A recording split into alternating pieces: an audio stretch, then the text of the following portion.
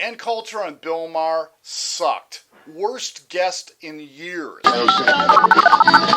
And yeah, I can't stand Coulter and her attitude or her politics, but that has nothing to do with why I think she was a terrible guest. Now, my wife and I usually watch Real Time on our DVR a day after it airs, and although the show runs about an hour, it always takes at least 2 to get through it because we're constantly pausing it to talk about something or other that Bill Maher or one of his guests has said, or because we have to look up a reference, or because I have to stop my wife from throwing something at the TV when one of the guests says something especially stupid, or more frequently when one or another of us, usually me, just wants to comment about what they're talking about. So when I saw that Ann Coulter was a panelist on the show, I thought to myself, this is going to take us 3 years to get through. Which it didn't, because for the most part, Coulter just sat next to Maher and giggled at his jokes and barely argued about anything. I mean, nothing. Nothing about Jews or Muslims or even dolphins for that matter. No controversy. And when is the last time you saw Ann Coulter on camera where she didn't say something